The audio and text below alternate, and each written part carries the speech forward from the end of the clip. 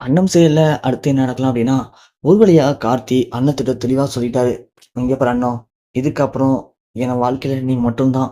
என்னுடைய காதல் தான் எனக்கு முக்கியம்னு நெனச்சேன். ஆனா அந்த காதல் கடைசியில என் வாழ்க்கைய எந்த அளவுக்கு நாசமாக்கும்னு நான் இப்போ புரிஞ்சுக்கிட்டேன்.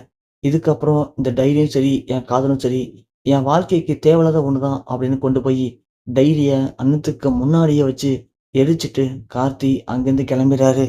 அண்ணன் யோசிக்கிறாங்க. அப்போ சின்னத்தா முழுசா மாறிட்டாரு. இதுக்கப்புறம் நம்ம சின்னத்தன பத்தி கவலைப்பட தேவையே இல்ல. அந்த ரம்யா தான் சின்னத்தான விடாம சும்மா தொரத்திட்டு இருக்காங்க. அதனால இதுக்கப்புறம் நாம சின்னத்தானுக்கு சப்போர்ட்டா இருக்கணும். நாம முன்னாடி நெனச்சோம்ல, சின்னத்தான ரம்யா கூட சேர்த்து வச்சிடலாம் அப்படின்னு. அது ரொம்ப தப்பு தான். சின்னத்தா ரம்யா கூட சேர்றதுக்கு இதுக்கப்புறம் வாய்ப்பே இல்ல. நாம தான் இதுக்கப்புறம் சின்னத்தானுக்கு எல்லாமா இருக்கணும். சின்னத்தா சித்தப்பாட்ட சொன்னாரு, கால் வாங்கணும்ல. என் வாழ்க்கையுடைய முக்கியமான ஆதாரமா அண்ணன் இருக்கா? என் வாழ்க்கையே அண்ணன் தான். இதுக்கு மேல என் வாழ்க்கையில அண்ணத்த தவிர என்னால யாரையும் யோசிச்சு பார்க்க முடியல மாமான்னு சொன்னாரு. அப்படி இருக்கும்போது, நாம இதுக்கப்புறம் சின்னத்தன எதுக்காகவும் விட்டு குடுக்க கூடாது அப்படின்னு நம்ம அண்ணன் முடிவு பண்றாங்க. ஆனா சரவணனும் அவங்க அம்மாவும் இந்த அண்ணமும் கார்த்தியும் கொண்டு போய் எதையோ எரிச்சாங்களே! வா சரவணா போய் என்னன்னு பார்க்கலாம் அப்படின்னு இறங்கி கீழ வராங்க. வந்து பார்த்தா அது லைட்டா எரிஞ்சுகிட்டு இருக்கு. சரவணன் உடனே அத அமுக்கிறான். அமுச்சுட்டு பெரட்டி பார்க்கும்போது, அதுல ஒரு பேப்பர் மட்டும் சரியா எரியாம இருக்கு.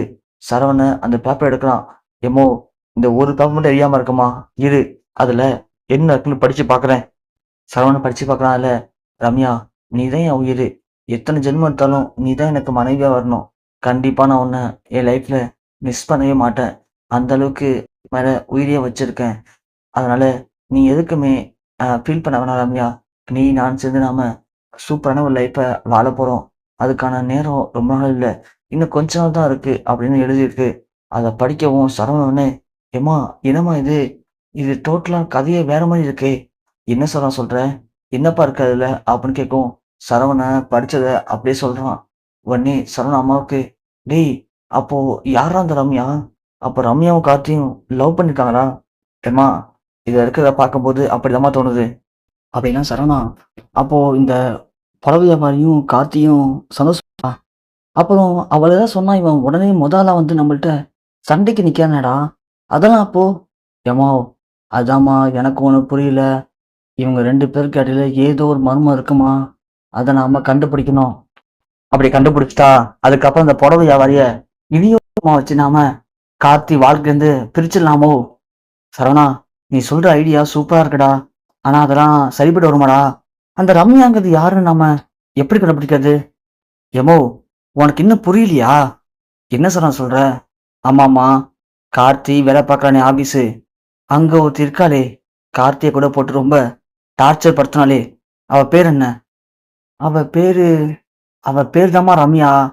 எனக்கு என்னமோ அந்த ரம்யா தான் இந்த ரம்யான்னு தோணுது. அந்த ரம்யா மட்டும் இருந்துச்சுன்னா, வேலை ஈஸிம்மா. ஏன்னா, அந்த ரம்யாவுக்கும் கார்த்திக்கும் ஆகாது. எனக்கு என்னமோ இதெல்லாம் கூட்டி கழிச்சு பார்த்தா, அந்த ரம்யாவ கார்த்தி லவ் பண்ணியிருப்பான் போல. ஆனா கடைசி நேரத்துல நான் அன்னைக்கு கல்யாணத்த விட்டு ஓடி போனதுனால, அப்பா அவன கல்யாணம் பண்ணிக்க சொல்லியிருப்பாரு. அவனும் வழி இல்லாம அண்ணத்துக்கு கழுத்துல தாலி கட்டிட்டான். அதனால தான் அந்த ரம்யா கார்த்தி மேல கோவமா இருக்கா. அதனால தான் கார்த்திய பழி வாங்கணும்னு வேலையா வாங்கி சாகடிக்கிறா. இப்ப புரியுதாம்மா? நான் சொல்றதெல்லாம் கரெக்ட்டா இருக்கா? சரவணா, நீ சொல்றதெல்லாம் பார்க்கும்போது கரெக்ட்டுன்னு தான்ப்பா தோணுது. தோணலம்மா. அதுதான் சரின்னு சொல்றேன்.